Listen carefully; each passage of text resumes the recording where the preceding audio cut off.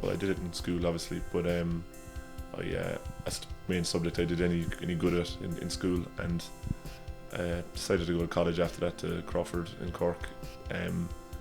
Didn't really get on very well there and kind of fell out of love with the whole thing, and a couple of years went by, and then I discovered this place, and I'm just trying to get back involved with it now, doing some band posters and just trying to make a breakthrough in my own kind of work and that kind of thing, really. I'm a graphic designer. I studied in Limerick School of Art and Design, graduated in 2006. I stayed there for an extra year because I was elected as Vice President of the Students' Union there. Moved to Dublin, started working in a graphic design studio called Language. I've been there for the last 5 years, and 4 years ago I established my love of creative community.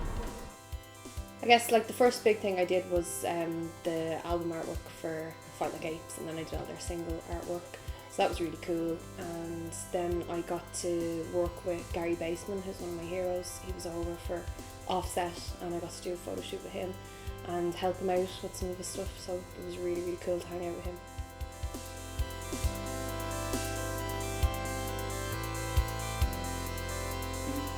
Well, my long-time favourites have definitely been the Impressionists, which is probably a conservative choice nowadays, but I really like them. Like there was things like the Candy Collective that was going for a while. They were hosting Sweet Talks around 5 years ago. That was actually run by Richard Seabrook, who now runs Offset. So that would be an inspiration to get off your arse and do your own thing, like off your backside, excuse me. Japan and comics and my friends, animals.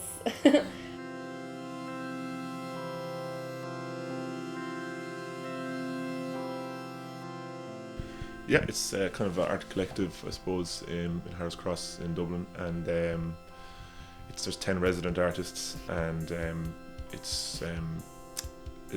we pay the rent and pay the bills, and we have kind of all the facilities you could ever really need in here, and like everything from workshop stuff to our own private space and a reading area like we're in now, and a kitchen, and it's fully functioning, so it's great. And we're trying to get more people involved on a part-time basis to help out with the bills and stuff, and to take advantage of the facilities.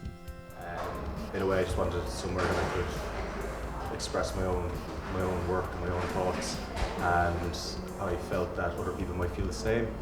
So, hence making work for the love of it, and that's where the name came from. And we put out a brief and got a huge reaction. The first exhibition's rolled on since.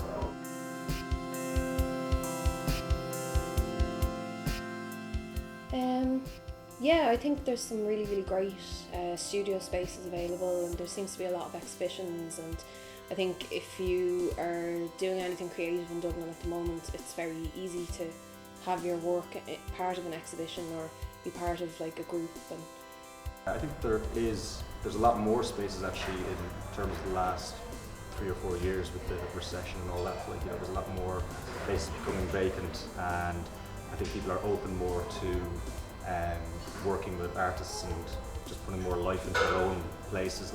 There are certain venues like the Twisted Pepper or the Bernard Shaw or wherever are starting to kind of, provide facilities to put on exhibitions, photography, painting, whatever. Recently some of my friends completely emptied one of their apartments and opened it up to the public for a couple of days. Obviously that's a great idea, but it's a pretty big commitment to have to make to try and broadcast your work.